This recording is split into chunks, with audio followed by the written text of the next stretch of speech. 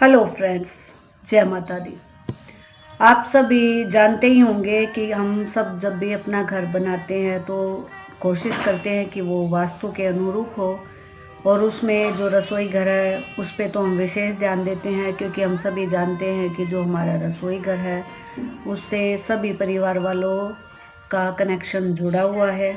क्योंकि अगर आपका रसोई घर वास्तु के अनुकूल नहीं है तो इसका इफ़ेक्ट सभी परिवारजनों पर कहीं ना कहीं अवश्य पड़ता है।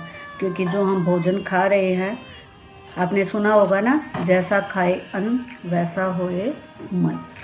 तो अगर हम सिर्फ किचन के वास्तु शास्त्र पर ही ध्यान देंगे और उसके अंदर जो रखी हुई वस्तुएं हैं उन पर नहीं, तो भी हमारा स्वास्थ्य ठीक नहीं रहेगा। वो हमें हानि पहुंचाएगा, उससे हमारी धन की, वैभव की हानि होगी। धन की हानि से जो हमारा अभिप्राय है, अगर मान लीजिए आप जो खाते हैं उससे अगर आप स्वस्थ नहीं हैं, बीमारी आपको बार बार परेशान कर रही है, तो वो आपके धन की हानि है। इसके साथ ही आपकी मान प्रतिष्ठा की भी हानि हो सकती है, अगर आपके जो किचन की वस्तुएं हैं आपने उनको प्रॉपर वे से नहीं रखा है। तो आज हम बात करेंगे आपके किचन की एक महत्वपूर्ण वस्तु, जिसको हम ऑलमोस्ट सभी यूज करते हैं, सभी के घर में है। अगर हम इस चीज़ को प्रॉपर वे से रखेंगे, साफ सफाई रखेंगे और ध्यान रखेंगे कि हमें इसे कैसे रखना है, कब खरीदना है, तो ये आपको बहुत कुछ बेनिफिट दे सकता है। तो आज हम बात कर रहे हैं चकला बेलन के बारे में। हाँ जी, बिल्कुल साधारण सी दिखने वाली ये चीज़ है, लेकिन इसका बहुत अधिक महत्वपूर्ण है आपके जीवन में। सबसे पहली तो बात यह है कि हमें चकला बेलन जो है वो कब खरीदना चाहिए, क्योंकि ओबियसली बात है, पहले हम खरीदने से ही शुरू करेंगे। तो आप ध्यान रखें कि आप कभी भी चकला बेलन मंगलवार को, शनिवार को या पंचक के समय ना खरीदें। सबसे उत्तम जो दिन बताया गया है शास्त्रों में चकला बेलन लेने का, वो है बुधवार के दिन। तो आप जब भी आपको आवश्यकता है कि आप चकला बेलन खरीदें, तो हो सके तो उसको बुधवार के दिन ही खरीदें। अन्यथा मंगलवार, शनिवार को छोड़ के अन्य किसी दिन भी ले सकते हैं। लेकिन आप ध्यान रखें, आजकल सब डिजिटल है, तो आप चेक कर सकते हैं कि आज पंचक हैं या नहीं। मास में 5 दिन ऐसे आते हैं जिनको हम पंचक बोलते हैं, और उनमें कुछ भी खरीदारी करना अशुभ होता है। उसके लिए मैं आपको अन्य वीडियो में बताऊंगी। अगली जो हमारी विचार है, हमारा थॉट जो हमारे दिमाग में आता है कि हम कैसा चकला बेलन खरीदें, तो आप याद रखिए, आप लोहे का, प्लास्टिक का चकला बेलन बिल्कुल भी ना खरीदें। क्योंकि लोहे का चकला बेलन जो है वो शनि का प्रतीक होगा, जो आपको बेनिफिट बिल्कुल भी नहीं देगा, और प्लास्टिक भी आपके लिए हार्मफुल है। तो जहाँ तक हो सके, अगर आप धातु में खरीदना चाहते हैं तो आप स्टील का चकला बेलन लें। अगर आप धातु में नहीं लेना चाहते तो आप पत्थर का चकला बेलन लें, वही सबसे उत्तम होते हैं। कुछ रेयर चांसेस में आप लकड़ी का चकला बेलन भी ले सकते हैं, लेकिन आपको विशेष ध्यान रखना पड़ेगा उसकी साफ सफाई पर।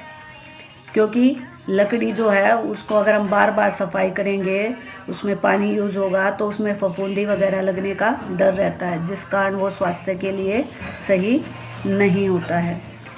इसके साथ ही आपको ध्यान रखना है कि जिस चीज़ का, जिस मटेरियल का आपने चकला लिया है, सेम उसी मटेरियल का आपको बेलन लेना है।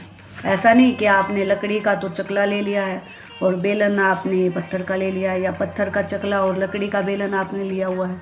ऐसा बिल्कुल भी ना करें। जो अगली बात है वो आपको ध्यान रखना है कि आपको चकला बेलन को कैसे रखना है।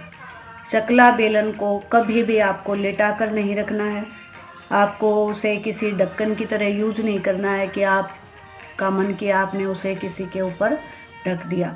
इसको आप हमेशा साथ ही रखिए। बाजार में इसका स्टैंड मिलता है, वो भी ले सकते हैं, अन्यथा आप घर में उसको ऐसे प्रॉपर वे से व्यवस्थित कीजिए कि आप उसको खड़ा करके रख सकें। उनको साथ में ही रखिए, लेकिन आप ध्यान रखिए कि उनको अन्य बर्तनों के बीच में न रखें। इससे आपके घर में जो है रोग बढ़ सकते हैं। अगली जो हमारी चीज़ है वो है कि चकला बेलन में अगर आवाज़ आ रही है तो आपने देखा है, क्योंकि जो चकला है हमारा उसके नीचे 3 पैर होते हैं, तो जब उसको रोटियां बेलते हैं हम, तो कई बार वो आवाज़ करता है। अगर ऐसा कुछ है तो आप उसको तुरंत ठीक कीजिए। अगर उसको ठीक करने की संभावना नहीं है तो उसको रिप्लेस कर दीजिए, क्योंकि ऐसे आपके घर में गृह क्लेश बढ़ जाएगा। जो चकले की आवाज़ है, वैसे ही आपके घर में आपस में जो सदस्य हैं उनमें चिकचिकबाजी शुरू हो जाएगी। तो इस चीज़ का भी आप विशेष ध्यान रखें। अगला है साफ सफाई से संबंधित। हमें चकले को खाना बनाते ही साफ करके सुखा के रखना चाहिए।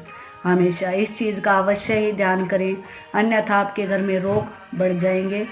ज्योतिष के अनुसार भी, वास्तु के अनुसार भी, और अगर आप साइंटिफिक भी देखते हैं तो भी इन सभी बातों में एक आपको रीज़न मिलेगा।